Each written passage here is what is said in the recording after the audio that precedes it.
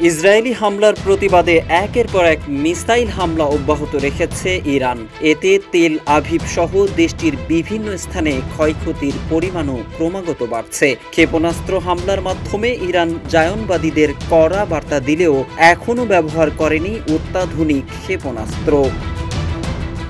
ইরানের পারমাণবিক স্থাপনা, সামরিক ঘাঁটি ও আবাসিক এলাকায় ইসরায়েলের আগ্রাসী হামলায় নিহত হয়েছেন বেশ কয়েকজন শীর্ষ সামরিক কর্মকর্তা, পরমাণু বিজ্ঞানী ও সাধারণ নাগরিক। তবে জবাব দিলেও ইসরায়েলের বিরুদ্ধে এখনও সর্বাধুনিক ক্ষেপণাস্ত্র ব্যবহারই করেনি ইরান, এমনটাই মনে করছেন সামরিক বিশ্লেষকরা।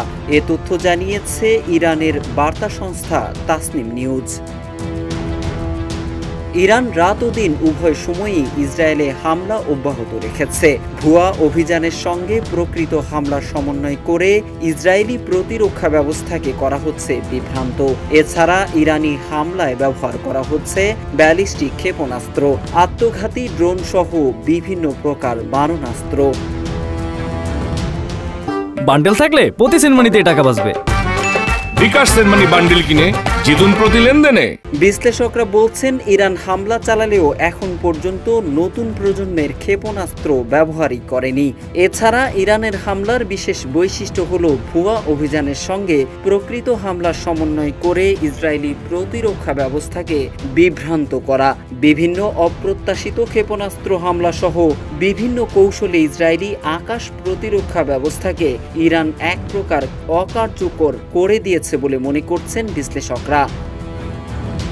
জানা গেছে, ইরানের বিরুদ্ধে সংঘাতে বড় সাফল্য পাওয়ার দাবি করা সত্ত্বেও দ্রুত নিজেদের দূরপাল্লার ক্ষেপণাস্ত্র ইন্টারসেপ্টরের সরবরাহ কমে আসছে ইসরায়েলের। এতে ইসরায়েলের প্রতিরক্ষা ব্যবস্থার স্থায়িত্ব নিয়েও প্রশ্ন উঠছে। যুক্তরাষ্ট্রের গোয়েন্দা মূল্যায়নের সঙ্গে সম্পৃক্ত এক মার্কিন কর্মকর্তার বরাতে এ তথ্য জানিয়েছে Wall Street journal. Tasnim news জানায়, ইসরায়েল অপারেশন রাইজিং লায়ন শুরুর পর থেকে ইরান ইসরায়েলের ভূখণ্ড লক্ষ্য করে প্রায় 400 ব্যালিস্টিক ক্ষেপণাস্ত্র নিক্ষেপ করেছে। ইসরায়েলের দাবি, তাদের আকাশ প্রতিরক্ষা ব্যবস্থা ইরানের বেশিরভাগ ক্ষেপণাস্ত্রকে ভূপাতিত করতে সক্ষম হয়েছে। তবে এর জন্য বেশ বেগ পেতে হয়েছে জায়নবাদী রাষ্ট্রটিকে।